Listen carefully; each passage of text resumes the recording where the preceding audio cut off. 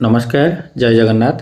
आज टॉपिक रे हमें आलोचना करबा जो विद्यालय स्तर रे स्वच्छता पक्ष पालन करा जाउची सेप्टेम्बर 1 तारिख रु सेप्टेम्बर 15 तारिख हेले मझिरे केते दिन छुट्टी मध्ये रहिची।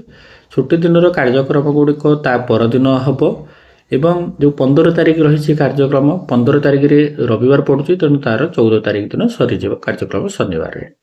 तेणु ए सब को नहीं गोटे रेजुलेसन तो आपण स्तर विद्यालय स्तर में करने को पड़ो हेले रेजुलेसन टी किपरि लेखिबे एवं से कौन कौन लिखा से विषय में आम आलोचना करवा।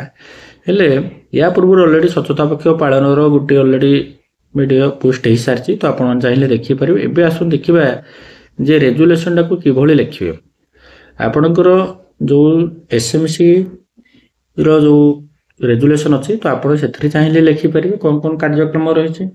अदरवाइज जो सेफ्टी कमिटी ने कि स्कूल सेफ्टी रजिस्टर करेंगे तो स्कूल सेफ्टी रजिस्टर या लिखिपारे जमी जहाँ इंट्रोडक्शन आरंभ करवा करेंगे तापर जहाँ ओडिया रे अच्छी आपण मैंने स्क्रीन में शो हो तो आप हिसाब से गोटे गोटे दिन कार्यक्रम को लिखे तर सहित कौ शिक्षक तार दायित्व नहीं कार्यक्रम करेंगे दायित्व देते जमी आम देखा 1/2/9/2024 तारीख अर्थात रविवार थिला 1 तारिख रु आरंभ होगा कथा।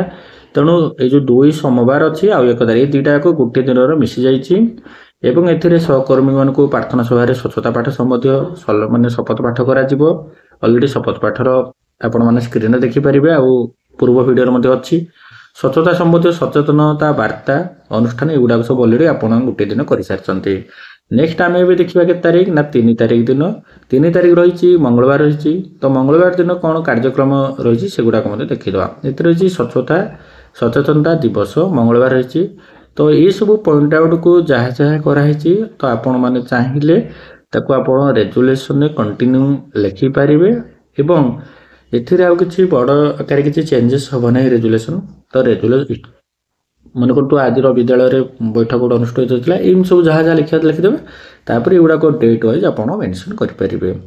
सेमती जलशक्ति जल संरक्षण बा जलशक्ति अभियान वर्षा जल संरक्षण 2024 अभियान संपर्क में आलोचना करा ये हूँ के तारीख 3 तारिख दिन अर्थात ये मंगलवार दिन विद्यालय समस्त आलोचना करा।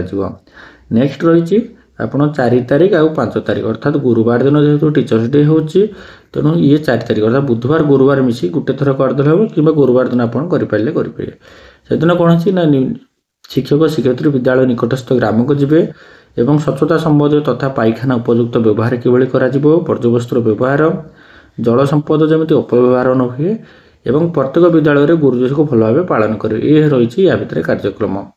नेक्स्ट रही इन जनप्रतिनिधि नहीं कार्यक्रम कर विद्यालय सबुज सुंदर अभियान एथिरे कौन है ना 6/9/2024 जल संरक्षण प्राकृतिक संपदर सुरक्षा एवं प्लास्टिक एकक जमीक 3R आम करुचे तो 3R यूज किभଳି कराଯିबो से गुड़ाक रही सेमती पाम्पलेट हो बा इको क्लब पिला को नहीं सचेतन करा।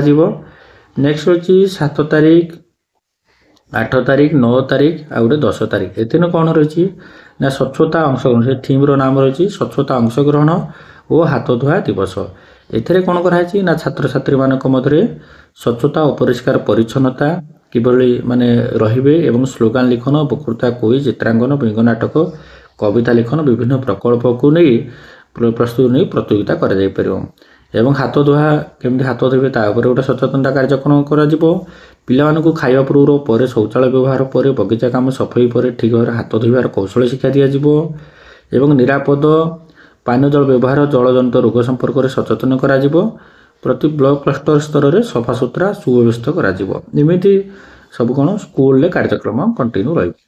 नेक्स्ट रही बुधवार दिन अर्थात 11 तारिख दिन कौन रही ना से दिन छात्र छात्री एवं कर्मचारी तथा अन्य मध्य परिष्कार परिच्छन्नता जारी रखापी विभिन्न दृश्य श्राव्य कार्यक्रम कर यथा जमीक से दिन आम कौन कर ना निजे कर्मचारी मैंने मिलमिशी सबुआड़े सफा सुतरा कर सहित दैनंदिन जीवन में स्वच्छता किभଳି रखा जमी नियमित स्नान रखा नख सफा रखा परिष्कार परिच्छन्न पोशाक परिधान पिंधा एवं सफा पोशाक पिंधा सर्वदा चप्पल व्यवहार करवा शौचालय व्यवहार करवा मास्क व्यवहार हैंड वाश एगुड़ाक पॉइंट आउट कर।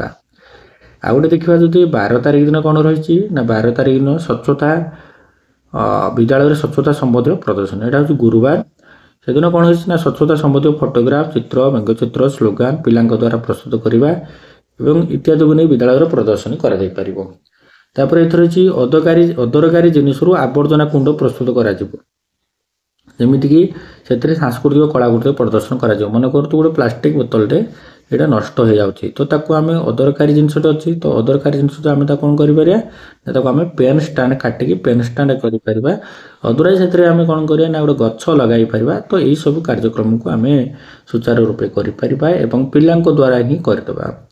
ଏଥିରେ ରହିଛି ଶୁକ୍ରବାର ଯଦି ଆମେ ଦେଖିବା 13 ତାରିଖରେ ରହିଛି ସ୍ୱଚ୍ଛତା କାର୍ଯ୍ୟ ଯୋଜନା, ଅର୍ଥାତ୍ ଏଥିରେ ଶିଶୁ ଅଭିଭାବକ ସ୍ଥାନୀୟ ଲୋକ ମଧ୍ୟରେ ସ୍ୱଚ୍ଛତା କାର୍ଯ୍ୟ ବିଷୟରେ ସଚେତନ କରାଇବେ।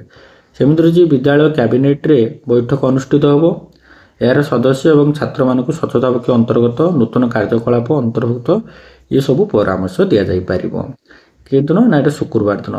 ୟା ଭିତରେ କ'ଣ କରାଯାଇଥିବ ନା ସବୁକିଛି ଯେଉଁ କାର୍ଯ୍ୟକ୍ରମ ରହିଛି ଏଇ ଯେଉଁ ଦିନ ରହିଛି ଯେଉଁଦିନ ଆମର ଚିତ୍ରାଙ୍କନ, ବ୍ୟଙ୍ଗ ନାଟକ, ବକ୍ତୃତା, କୁଇଜ୍ ଏସବୁ କାର୍ଯ୍ୟକ୍ରମ ଯେଉଁ କରାଯିବ ଏଥିରେ ଫାର୍ଷ୍ଟ, ସେକେଣ୍ଡ, ଥାର୍ଡ଼ ଆମେ ଛାତ୍ରଛାତ୍ରୀକୁ ବାହାର କରିବା ଏବଂ ତାକୁ ନୋଟ୍ସ କରି ରଖିଥିବା ଏବଂ ଏଥିରେ ସୃଜନୀ ବୋର୍ଡ଼ ମଧ୍ୟ କରି ପିଲାଙ୍କ ଦ୍ୱାରା କଳାକୃତି ଚିତ୍ରକୁ ଅଙ୍କନ କରି ଆମେ ମଧ୍ୟ କାନ୍ଥରେ ମାରିପାରିବା ଏବଂ ସେମାନେ ମଧ୍ୟ ଘରେ କେମିତି ସଫାସୁତୁରା ରହିପାରିବେ ଏବଂ ଘରକୁ ସଫା କରିପାରିବେ, ଅନ୍ୟମାନଙ୍କୁ ସଚେତନ କରିପାରିବେ, ସେ ବିଷୟରେ ମଧ୍ୟ ଆମେ ତାଙ୍କମାନଙ୍କୁ ମାନେ ଆଇଡ଼ିଆ ଦେଇପାରିବା।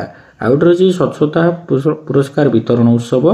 ଏଥିରେ କ'ଣ ହେଇଛି ନା ବିଭିନ୍ନ ପ୍ରତିଯୋଗିତାରେ ଯେଉଁମାନେ ପୂର୍ବରୁ ଯାହା ଯାହା କାର୍ଯ୍ୟକ୍ରମ ଗଲା ପୁରସ୍କାର ବଣ୍ଟନ କରାଯିବ।